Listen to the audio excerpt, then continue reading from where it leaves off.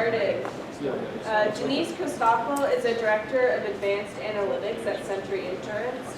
She leads a team of talented individuals who provide analytics and business intelligence solutions for commercial lines, insurance, and other areas within Sentry.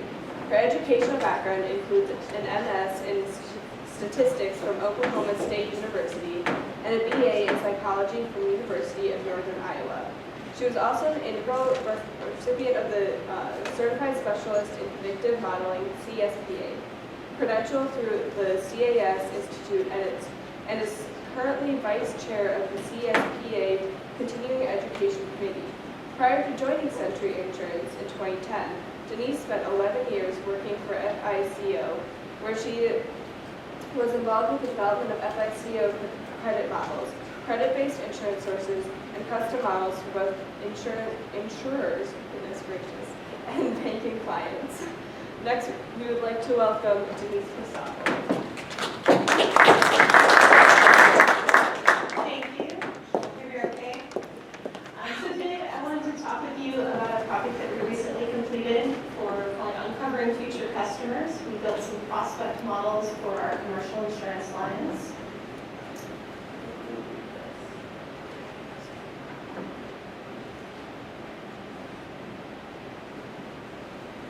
So we want to talk over the background and goals of why we did the project, a little bit about the data assembly and review that we did, our model development and results, finally our implementation, and then some future steps.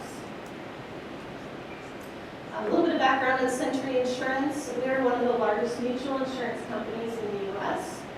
Over $17 billion in assets, $5 billion in surplus, and $3 billion in earned premium. We are headquartered right here in Stevens Point, Wisconsin, but we employ over 4,000 associates countrywide. And we do coordinate a lot with UWSP, providing some opportunities for students here through scholarships, our co-op program, and support of the UWSP data analytics major. The graphics on this page over on the right, on the top you can kind of see that even though we are Wisconsin-based, we do write in all 50 states. And in terms of what types of insurance we write, about half of our premium comes from private auto, motorcycle, and motorsports, and then the other half is commercial lines related. And we're going to talk about a segment of that commercial lines for our project today. The project that we worked on was for our direct writer business. Direct writer just means that these are sales associates who are employed directly by Sentry. And so they only write Sentry business, and they are out there to sell Sentry business for us. This portion of our commercial lines business focuses on dealerships and manufacturing operations. So dealerships, meaning auto dealerships like Ford or Chevy, as well as equipment dealerships. We have a partnership with John Deere. We insure many John Deere dealerships. RV, boat dealers. We also have an affinity relationship with Harley-Davidson, and I believe we currently are insuring about 25% of the Harley-Davidson dealerships in the U.S. The other side of direct writer is manufacturing. You can see in the top right graph, about 28% of the premium coming from this book is in metalworking, but we also have hard goods, plastics, printing, and food processing make up a portion. Currently today, there's about 15,000 active accounts that we have written insurance for, and these generate over $450 million in premium per year. So the goal for this project is to kind of help the sales organization. Currently today, there are 171 individual sales territories covering the 49 states. Even though we will write an exposure that's in Hawaii, unfortunately we don't have any sales guy that gets to live and generate business in Hawaii, so only 49. And we're talking about the prospects they have. Sentry uses Microsoft Dynamics for their sales system. And within that system, sales associates are given lists of prospects that they can go after. A typical sales associate is averaging 500 to 600 open sales prospects at any one time. That kind of gets narrow. They can't work that many. In fact, only about 35% of those prospects are worked, so it starts narrowing down to the number that are worked. of those that are worked, only 15% will agree to be quoted. And of those that are quoted, only 20% are sold. So you can kind of see where we're going. We want to really help these guys out, develop them some models to help them prioritize which prospects they should work to increase their likelihood to sell. We also want to update model results throughout their sales cycle to take advantage of new information that comes in the door. And we want to be able to provide them unique listings by each of their sales territories, so it's really unique to them. In terms of data assembly and review, the tools that we use, and these are the very common tools we use at Sentry. We use SAS for most of our heavy lifting in terms of data processing. For this project, we also included a little bit of Python sentiment scoring, so that was included in our data assembly. And then we use Tableau for a lot of our visualization work. Our model sample included quoted prospects from March of 2017 through March of 2019. 75% of that data was used in development of the models, and 25% was kept as they pulled out. Our target variable was a binary sold versus not sold indicator. And we had several different types of predictor variables. So we have prospect information. So from the sales system, we know what type of business a prospect it is, what size it is, how many years it's been in business, where it's located. We also have Sentry history. So if we have quoted this business in the past, we know we did that, we know when it happened. In addition, just like your personal insurance, businesses will shop their insurance as well. So oftentimes these are prospects that they've been our customer in the past, they've gone away to a different carrier, now we're trying to sell them back onto our insurance.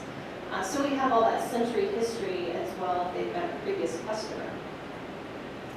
We also had sales interaction data. So within Microsoft Dynamics, it actually logs all the Outlook emails that come through. So we can see when a prospect has emailed the sales associate and what the content of that email was, and when a sales associate emails a prospect, we have those as well. In addition, a sales associate, anytime they have a phone call or they visit on site a prospect, they are documenting that happened and what happened during that visit or call. And finally, we have the sentiment of those interactions. So for all those emails, phone calls, and visits, we did some sentiment scoring of those. In the end, putting it all together, we ended up with over 300 different model inputs. To talk a little bit about our model segmentation, this is kind of the timeline of a prospect. Starting kind of on the far right, that is our end goal. So when a sales producer is going after a prospect, his goal is to quote that prospect and hopefully get them to come to Sentry Insurance when they renew their insurance. So our end goal is that insurance renewal date, and sometimes that's called the X date at an insurance company. And at some point, prior to that renewal date, we will have created the prospect for them in the sales system, and normally that happens sometime between 365 and 180 days before that renewal date. If you remember, one of our goals is to continually update the likelihood that a prospect will sell out throughout the life cycle, because we get more and more data in. But we also wanted to make sure that we're not completely upending the sales associate's ability to plan. So we don't want to flip around their prospects every single day, every time one little piece of information comes in. We want to kind of give them information at set points in time so that when they're organizing their work, where am I going to go next week? Maybe I'm going to be on the west side of my territory 2 weeks from now. Who should I go see while I'm over there? This way they're kind of getting a consistent measure but getting regular updates. To accomplish that, we built models at 180, 120, 90, 60, and 30 days out from the renewal date. This is kind of just a high-level overview of our data assembly that we did for model development. I'm not going to walk through all the ovals here. I will just tell you that the dark green ones on the far left represent kind of our raw data inputs that we're getting from various systems. The purple ovals are our major SAS processes, that are doing all the data processing work. The light green ovals are intermediate data sets. We have one kind of branch out for the gray oval for Python, where we send our activities out to Python sentiment scoring and draw it back in. And then finally, on the far right, we have a light blue final modeling data set at the end. Kind of the last piece of data assembly is the review part. So we will do individual variable review of all those potential predictors in our data set. And there's a couple of reasons why we do that. One, it gives us a chance to see at a univariate level how predictive is a single variable to our target. It allows us to see if there's maybe some funky data that happened, is there some errors going on, is there something maybe we shouldn't use in our models because the data isn't quite right. And then we also have a meeting where we share these results with our business area. So in this case with sales management, that gives them a chance to kind of really understand the data we're looking at, what patterns we're seeing, and they have the opportunity at that point to then say, you know, we're not really sure about this variable, we don't think we should use it, and have that input before we even get started modeling. This is a screenshot of a Tableau dashboard that we built to do that work. And what it allowed us to do is we had a drop down on the right where we could pick any one of the predictor variables that we had created. And then we could view that variable at up to 3 different points in time, because we know in this model, things change over time and you get closer to that renewal date. For this screenshot, what I'm looking at is the number of activities, so the number of emails, phone calls, or visits that happen less than or equal to 1 year from that renewal date. And I'm looking at it at 90 days, 60 days, and 30 days out from the renewal date.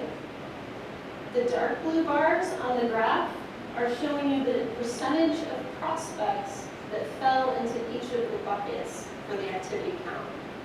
So the far left, the tallest dark blue bars, that is the bucket for no activities.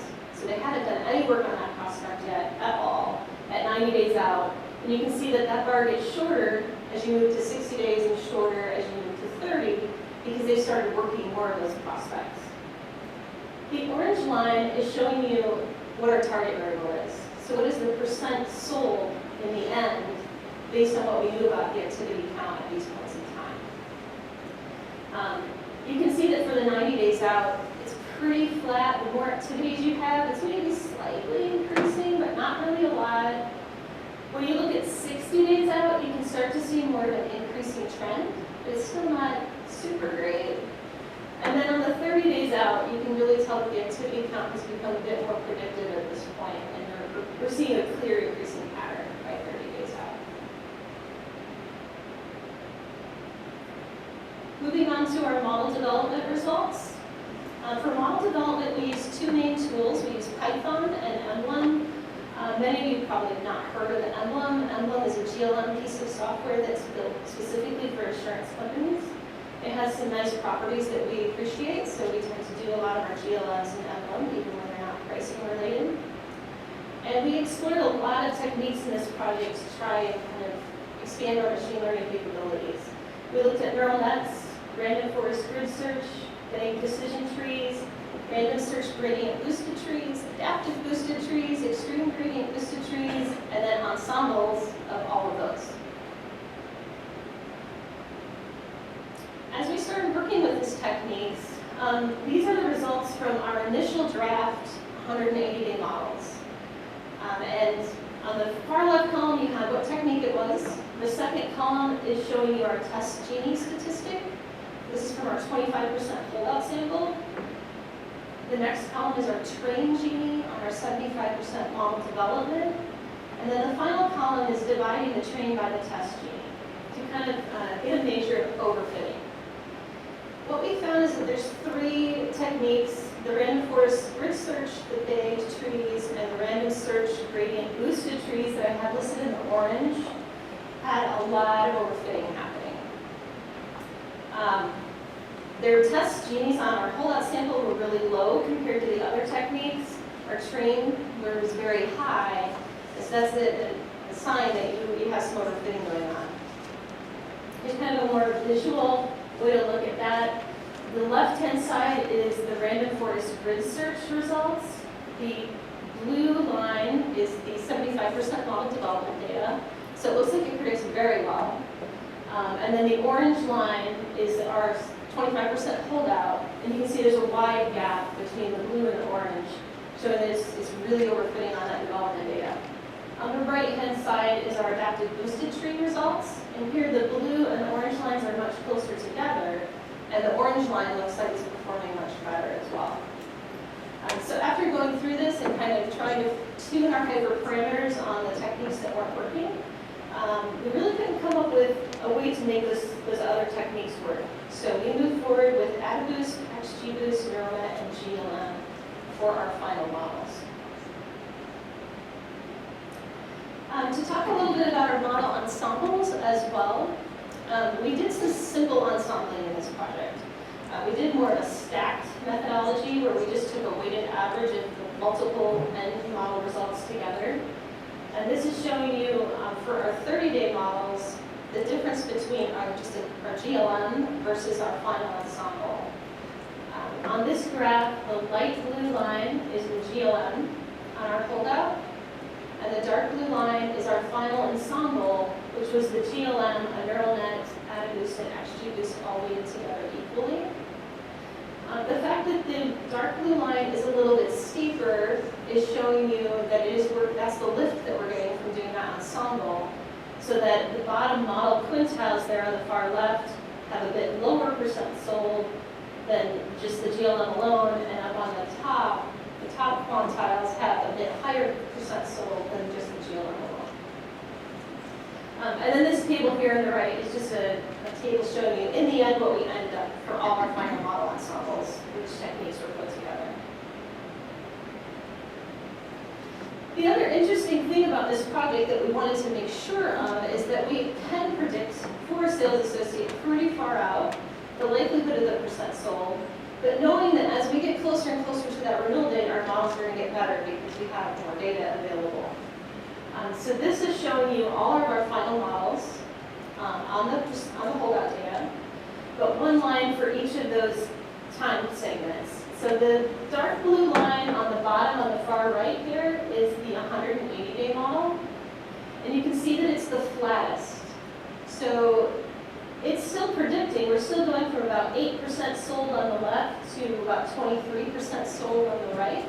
So it's still a valuable tool. If you're a sales associate at 180 days out, you know that you definitely want to concentrate on the ones here on the right. But as you get closer to that X date, then each of the days gets steeper and steeper until the 30-day model on the top right, we're looking at about almost a 30% sold rate. To talk about implementation, so if you remember, we did have a goal to provide custom model groupings by sales territory in a fashion that a sales associate is easy to understand as well. And so what we did is we took all of the ranked prospects and for an individual territory, and we put them by 20% groups into buckets from 1 to 5 that are called confidence factors in their sales system. And this allows for each sales territory, I know what my top 20% most likely to sell prospects are, and my bottom percent 20, and everything in between. Now my top 20 in my territory may not have as high a likelihood as the top 20 in somebody else's territory, but they are my top 20, and so I know I need to be working on my top 20, regardless of somebody else's top 20. Also from an implementation standpoint, what we will be doing, this actually goes live November 6th, is we will be scoring prospects daily. So every day we will get the raw data in, we'll do our data processing, and any prospects that meet criteria to be scored, which meaning maybe they've hit the 120-day mark today, and they'll get their 120-day model assigned today, are given new confidence factors, and then their scores refreshed for that day. All the other prospects that don't need to be scored that day will remain the same as they were.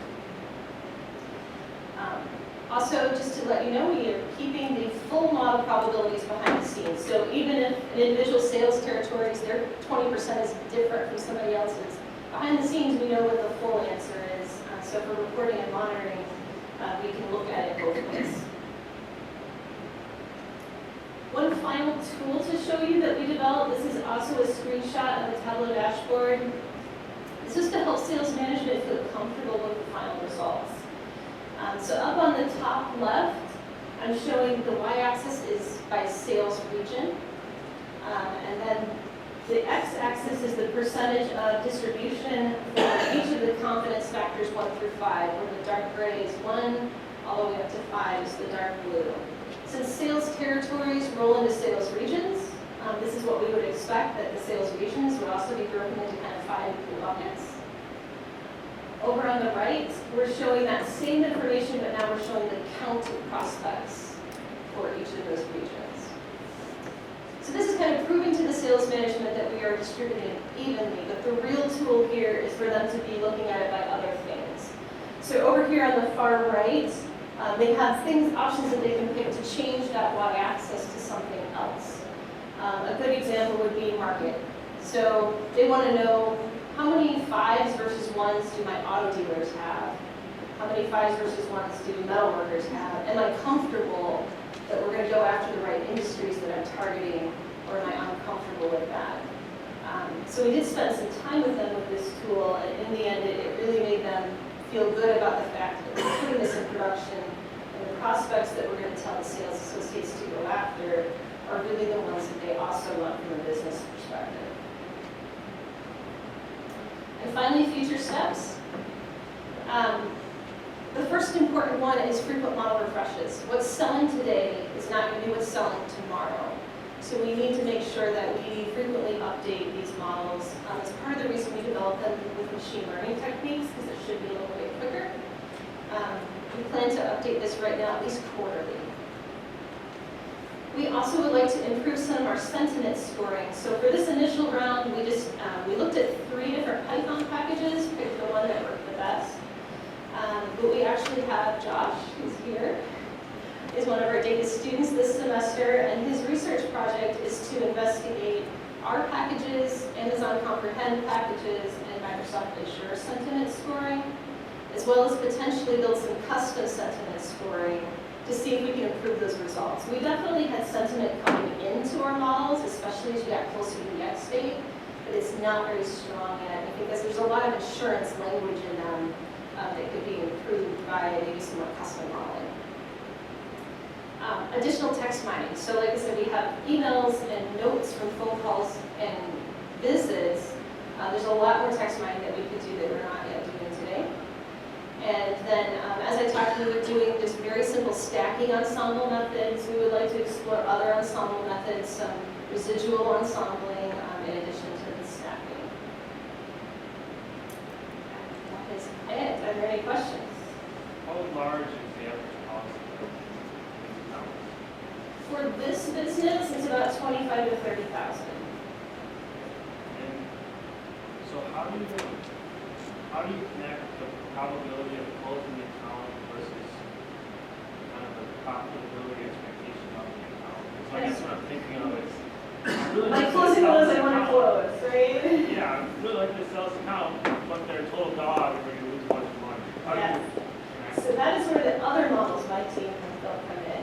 So we also have built pricing models in coordination with the actuary team to make sure that no matter which account we're trying to write, we're going to charge at the correct price. So are those accounts priced through like, let's just say our price in PLM or something like that? Is that what you're saying? Yes, so we use there's base rates and then kind of an average rate level is applied on top of that, and then our pricing models are GLs is on top of that. All right. Any other questions? Yes? I'm not 100% sure the ratio of the Jennings index really conveys a lot of information because like a random forest by default overfits, right? So, Some of them do, yes. Yeah, so the idea is that just how well did it perform on the training, I'm sorry, on the testing data set, right?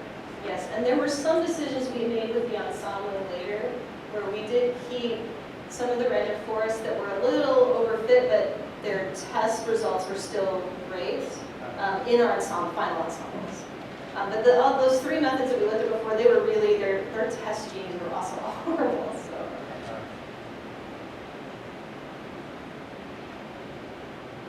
Any other questions?